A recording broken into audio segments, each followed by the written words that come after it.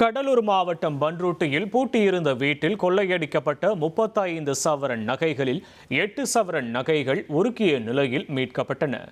Panruti VMS நகரைச் சேர்ந்த driver Dawood வெளிநாட்டில் பணியாற்றி வந்த நிலையில் அவரது மனைவி பிரசவத்திற்காக மருத்துவமனையில் அனுமதிக்கப்பட்டிருந்தார். இதனால் வீடு பூட்டப்பட்டிருந்ததை நோட்டமிட்ட மர்ம நபர்கள் கடந்த மாதம் 7ஆம் தேதி வீட்டின் கதவை உடைத்து பீரோவில் இருந்த 35 சவரன் தங்க நகைகள், வெள்ளி பொருட்கள் மற்றும் 22,000 ரூபாய் ரொக்கத்தை கொள்ளையடித்து சென்றனர். இதுகுறித்து பன்ருட்டி போலீசார் வழக்கு பதிவு செய்து தனிப்படை அமைத்து பல்வேறு பகுதிகளில் இருந்த CCTV காட்சிகளை ஆய்வு செய்து விசாரணை நடத்தினர்.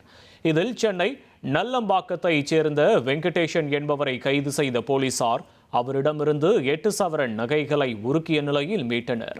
மேலும் கொள்ளையடிக்கப்பட்ட மீதமுள்ள நகைகள் குறித்து தலைமறைவாக உள்ள நபர்களை போலீசார் தேடி வருகின்றனர். இனி செல்லும் இடமெல்லாம் செய்தி. தந்தி டிவியின் வாட்ஸ்அப் சேனலை ஃபாலோ பண்ணினா செல்ல இருக்கும் இடமெல்லாம் செய்தி. இதோ QR கோட் இப்பவே ஸ்கேன் பண்ணுங்க, ஃபாலோ பண்ணுங்க.